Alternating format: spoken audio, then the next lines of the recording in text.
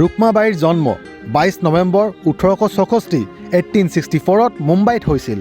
তাই নিজৰ হঠিয়া দেউতাকৰ দৰে ডক্টৰ হ'বলৈ বিচাৰিছিল। ৰুক্মাবাই যেতিয়া কেৱল 11 বছৰৰ আছিল তেতিয়া তাইৰ হঠিয়া দেউতাকৰ সম্বন্ধীয় দাদাজী বিকাজীৰ লগত বিয়া দি দিছিল। কিন্তু বিকাজীৰ বেয়া ব্যৱহাৰ আৰু গুৰুত্বহীন জীৱন দেখি ৰুক্মাবাইৰ দেউতাকে নিজৰ ছোৱালীক বিকাজীৰ ওচৰত যাব দিয়া নাছিল।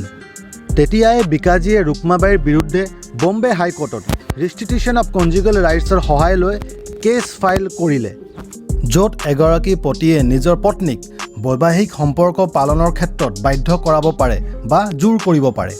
1885ত জাষ্টিছ ৰবাৰ্ট হিল পিনহেৰ সময়ত যেতিয়া এই মোকদ্দমা চলিল, ৰুক্মাবাইয়ে ক'লে যে মই যেতিয়া নাবালিকা আছিলোঁ বিয়াত বহিব লগা হৈছিল, কিন্তু এতিয়াতো মই প্ৰাপ্ত বয়স্ক হ'লোঁ, নিজৰ মতে জীয়াই থাকিব বিচাৰোঁ।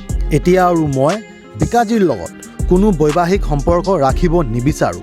সকলো কথা শুনাৰ পাছত জাষ্টিছ পিনহেই ৰুক্মাবাইৰ আবেদন গ্ৰহণ কৰিলে। বিকাজীয়ে হাৰ নেমানিলে। তেওঁ পুনৰ 1887ত আদালতত কেছ ফাইল কৰি দিলে।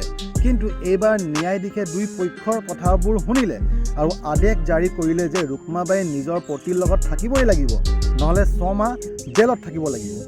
এই বাতৰিয়ে কেৱল ভাৰতত নহয় সমগ্ৰ ইংলেণ্ডত তোলপাৰ লগালে। তাৰে কিছুমান সমৰ্থকে ইংলেণ্ডৰ ৰাণীলৈ পত্ৰ লিখিল। অৱশেষত ৰাণীয়ে কোৰ্টৰ আদেশ ভংগ কৰি ৰুক্মাবাইক জেল যোৱাৰ পৰা ৰক্ষা কৰিলে। তাৰ পাছতেই আদালতে 12 বছৰৰ তলৰ ছোৱালীৰ বিয়াবোৰ বেআইনী ঘোষণা কৰিলে আৰু বিয়াৰ বাবে ছোৱালীৰ বয়স 12ৰ পৰা 18 বয়সলৈ বৃদ্ধি কৰিলে। ৰুক্মাবাইৰ এই যুঁজৰ কাৰণেই আজি দেশৰ প্ৰতিগৰাকী নাৰীয়ে এই অধিকাৰ লাভ কৰিছে, যাৰ জৰিয়তে তেওঁলোক নিজৰ পচন্দমতে বিয়া হ'ব পাৰে।